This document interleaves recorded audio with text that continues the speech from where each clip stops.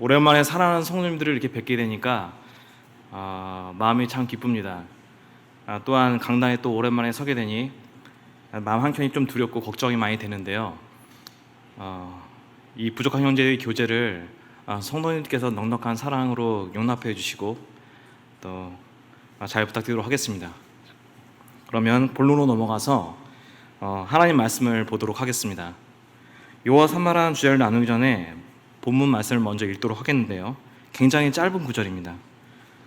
에스겔서 48장 35절 말씀을 한번 찾아보도록 하겠습니다.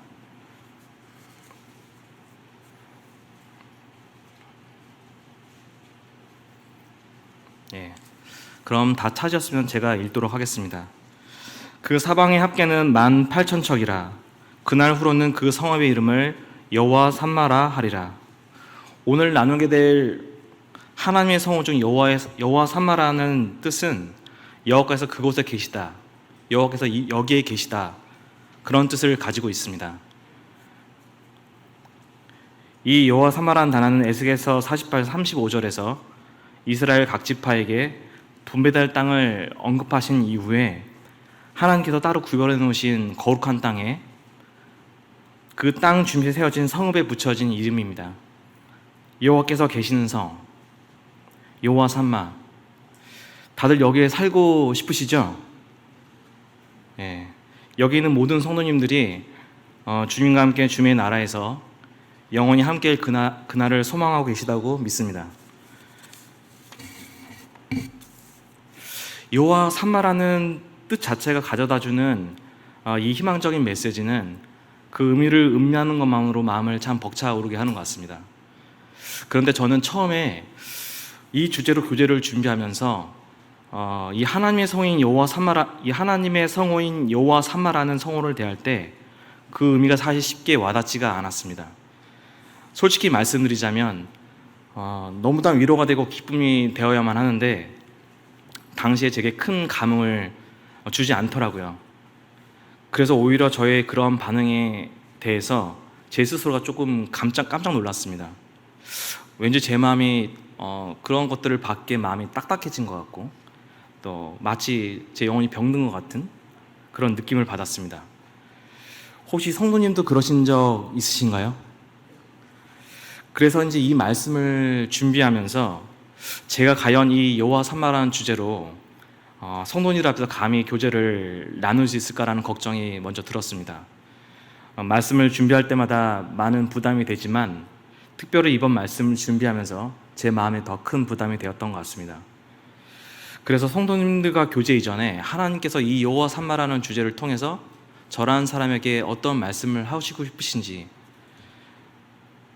그런 것을 시작으로 에스겔서 1장부터 48장 말씀을 쭉 읽어 내려가면서 이스라엘의 상태를 보게 되었고 그 상태를 보게 되면서 제 문제점이 무엇인지를 깨닫게 되었습니다.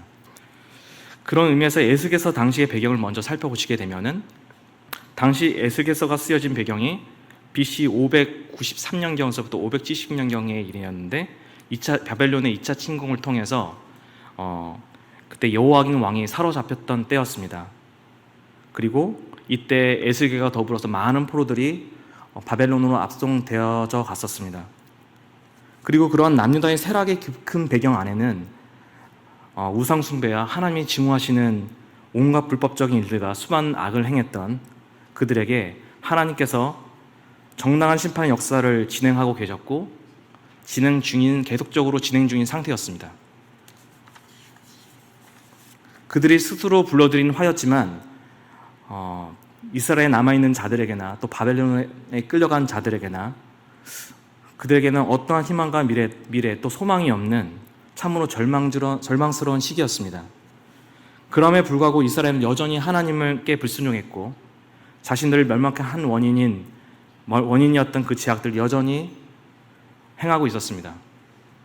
생각해보면 이스라엘에 살아계신 하나님께서 그들의 조상 때부터 현재 그들에 이르기까지 그들의 역사 안에서는 늘 항상 하나님께 동행해 오신 증거들이 참으로 많습니다. 이스라엘 역사가 시작된 출애굽기서부터 역대상하, 열왕기 상하를 말씀을 쭉 지켜보시게 되면 그 말씀에 나와 있는 대로 하나님께서는 그들과 함께 하시고 함께 계시고 그들의 주변 나라와 수많은 풋백이 있었을 때 누구보다도 그들의 가장 큰 위로자가 되셨고 가장 큰 구원자가 되어주셨습니다.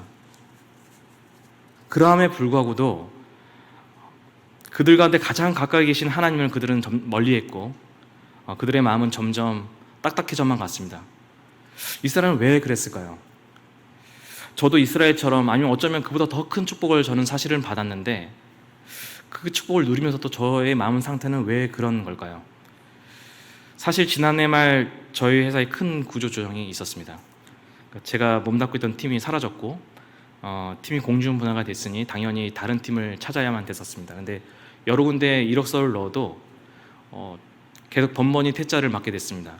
그래서 굉장히 마음이 힘든 상태에서 회사를 좀 오랫동안 좀 쉬게 되었고 그 기간 동안 사실은 억지로 쉬게 된 거지만 쉬니까 참 좋더라고요. 예, 쉬니까 참 좋더라고요. 평소에 함께 하지 못했던 아이들과 시간을 함께 보내게 되고 또 그동안 배우고 싶었던 것도 한번 새롭지만 배워보게 되고 또 특별히 쉬는 기간에 어머니께서 병원에 입원하시게 된 그 사건이 있었는데 회사의 눈치 없이 부담 없이 어머니를 또 간호할 수 있는 그런 시간도 됐었습니다. 그보다도 무엇보다 좋았던 것은 그동안 바쁘다는 핑계로 하나님이 어떤 하심에 대해서 생각해 본 적이 별로 없었고 또 알아보고자 하는 어떤 의지도 잘 가지지 않았었는데 그 기간을 통해서 하나님을 더욱더 깊게 배워갈 수 있는 시간이 되었던 것 같습니다. 현재의 힘듦과 어려움들보다도 이전에 하나님께서 제 인생을 어떻게 돌아보시고 지켜주셨는지 어떻게 함께 하셨는지를 떠올리면서 많은 위로와 격려를 받았습니다. 그리고 올해 주님이 저를 위해서 예배해 주신 또 팀을 준비해 주셔서 그곳에 열심히 일을 하고 있습니다. 그런데 말이죠, 역시 인생은 쉽지가 않습니다. 여전히 제 내면은 약하고 많이 부족한 면이 있는데 그렇게 새로운 팀에 들어가서 정말 똑같은 생각을 가지고 하나님을 의지하면서 살면 참 다행인데 사실 그게 잘 되지 않았습니다. 새로운 팀에서 제 전문 분야와 다른 좀 생소한 일을 맡게 되면서 그 안에 생기는 어려움들이 저에게 좀 극도 큰 스트레스를 주었습니다. 그래서 매일 집에 늦게 들어오게 되고 또 일을 다 마무리하지 못했기 때문에 일을 가지고 와서 집에서 새벽까지 일을 하게 되고 또 아침에 출근을 하고 그리고 반복되는 일상의 상황들이 제 마음을 지치게 하고 또 제 체력을 약하게 만들고 또 제 마음을 병들게 했던 것 같습니다. 저희 영적 건강이 참 많이 나빠지게 된 계기가 되었던 것 같습니다. 그동안 저를 도우셨던 하나님을 전혀 기억하지 못하고 원망까지는 하지는 않았지만 마치 주님이 저와 함께 계시지 않은 것 같고 제게 주어진 이 상황들이 마치 저 혼자만 감당해 나가는 것만 같은 그런 외로움들을 느꼈습니다. 그럴 때여서 여호와 삼마라는 어떤 그런 성어가 가지는 그 의미가 제게는 쉽게 와닿지가 않았습니다. 그래서 이러면 안 되겠다 싶어서 그동안 앞서 하나님의 여러 성호를 통해서 교제해 주신 여러 형제님들의 말씀을 들으면서 많은 위로를 받았습니다. 회사에서 그 말씀을 들었는데요. 일을 하면서 그 말씀을 들으면서 참 눈물이 왈칵 쏟아질 정도로 감동이 되기도 하고 또 그 말씀을 들을 때마다 그 마음의 담대함과 용기가 또 생기기도 하고 참 마음에 기쁨이 생기더라고요. 어쨌든 그 힘을 조금이나마 얻게 되니까 여호와 삼마라는 주제를 조금은 여유 있게 또 감사하게 또 기쁘게 묵상할 수 있었습니다. 그런데 앞서 하나님의 성호에 대해 말씀하신 여러 형제님들의 말씀을 들으면서 공통되게 발견되어진 부분들이 있었습니다. 주제된 하나님의 성호들을 각각 언급하시지만 그 안에는 하나님의 여러 이름들을 다루시더라고요. 결국에는 그 모든 이름을 소유하신 분이 하나님이시기 때문에 하나님을 어떤 특정한 이름으로 구분질 수 없다는 스티브 형제님 말씀이 개인적으로 아주 깊게 와닿았고 인상 깊었습니다. 저도 그렇게 에스겔서를 쭉 읽어 내려오다 보니까 1장부터 48장 사이에 하나님의 여러 이름들을 발견할 수 있었는데요. 에스겔서 11장 16절부터 21절까지 한번 읽어보겠습니다. 혹시 한번 찾아보시겠습니까? 에스겔서 11장 16절부터 21절입니다.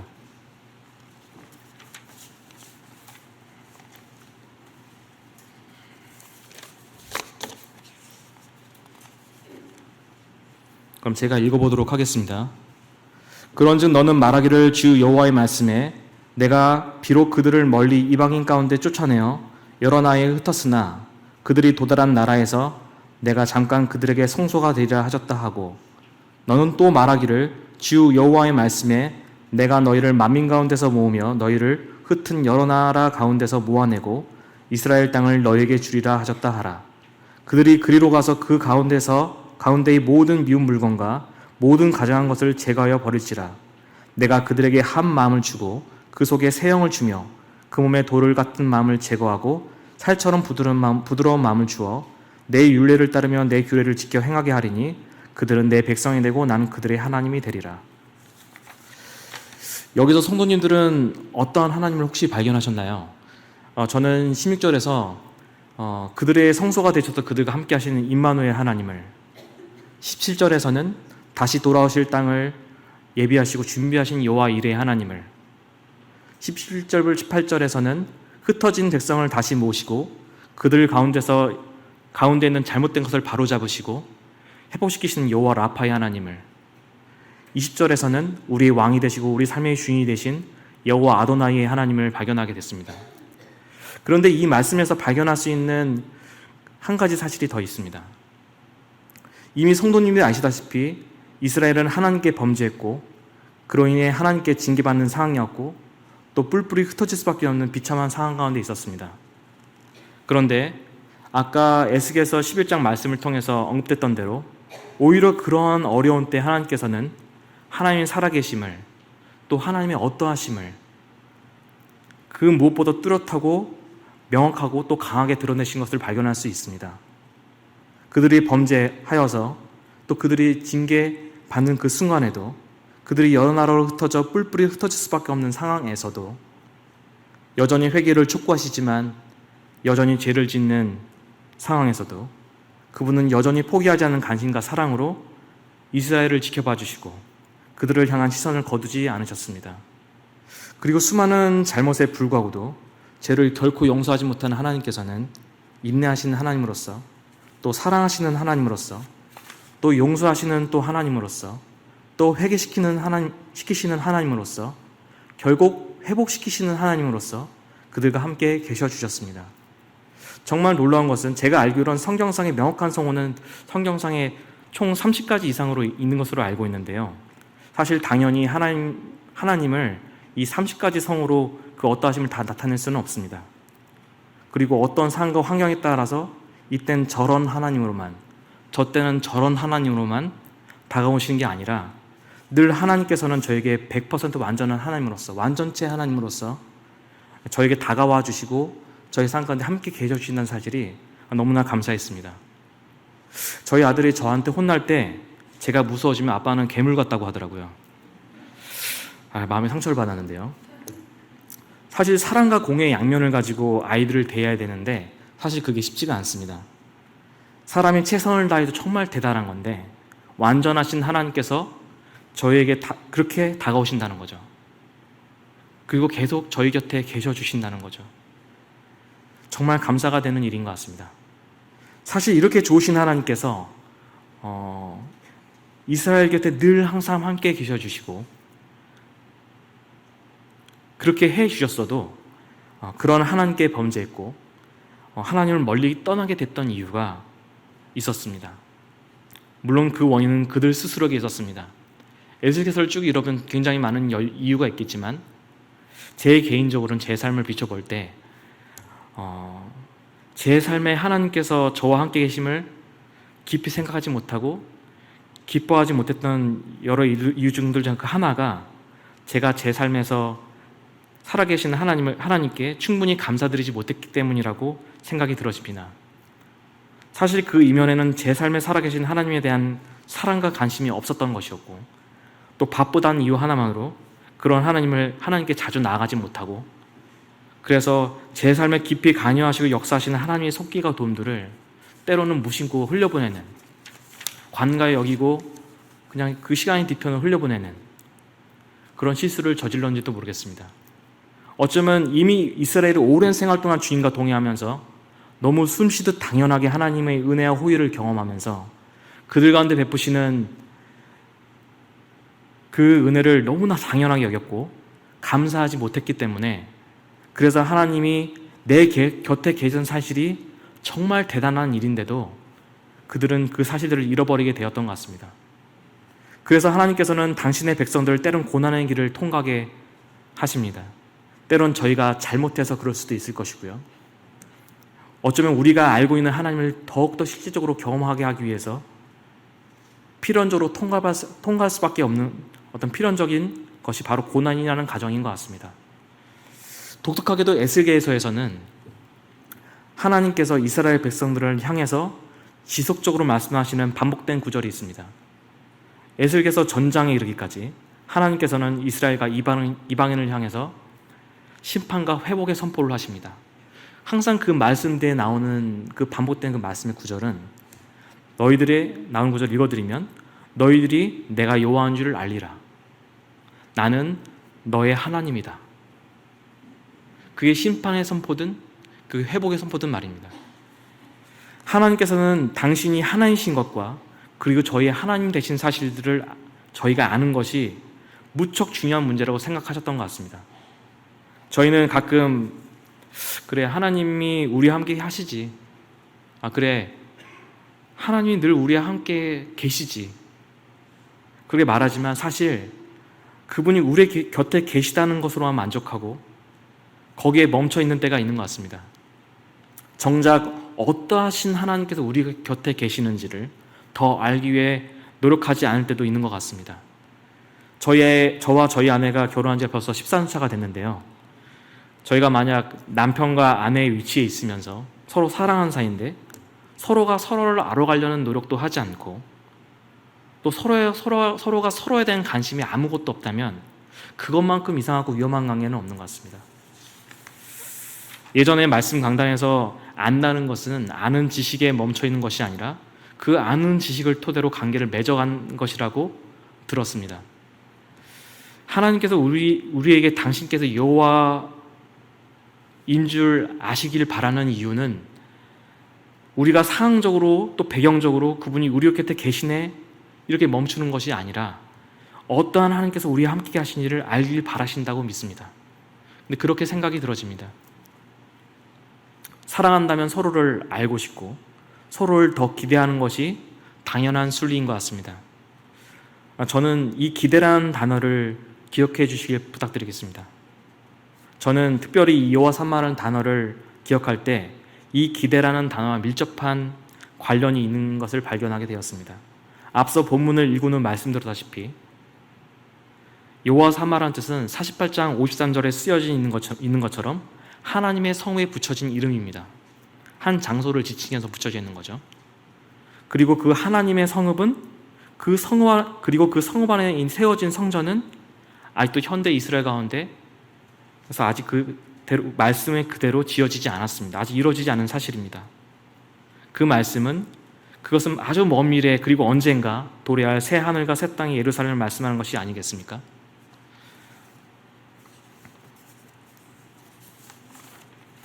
그리고 그것은 장소에 대한 기대에만 국한하지 않는 그 장소에 계시는 하나님의 완전한 영광을 기대할 수 있고 그 완전한 하나님과 더불어서 영원히 함께할 수 있다는 놀라운 축복들이 그리고 그것이 바로 성도들의 진정한 소망이 아니겠습니까? 저는 사실 그렇게 순수히 시작한 편은 아니지만 하나님 참된 본질을 알게 되면은 그분을 사랑할 수밖에 없고 또 더 알고 싶고 또 많이 알아갈수록 그분을 더 기대하게 되는 것이 당연한 순서인 것 같습니다. 이 말씀해 주는 당연히 여호와 삼마, 하나님께서 거기 계시다, 하나님께서 여기 계시다는 뜻입니다.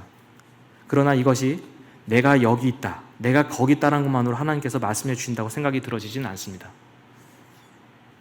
거기 있는 그 특정한 장소를 말씀해 주시는 그곳에 계신 하나님을 더 실적으로 기대하고 만나길 바란다고 또 저희가 그분을 알길 원하고 더 가까이 나오길 바란다고 생각이 들어집니다. 하나님은 그곳에 계십니다. 그리고 현재 여기에 계십니다. 그리고 여러 성도님들의 마음에 지금 계십니다. 성읍 언저리만 맴도는 것이 아니라 그곳 성전 깊숙이 계시는 주님께 여러 성도들이 가까이 나오시길 기대합니다. 또 그러한 제가 되길 소망합니다. 마지막으로 에스겔서 37장 27절 말씀을 읽고 마치도록 하겠습니다. 제가 읽도록 하겠습니다.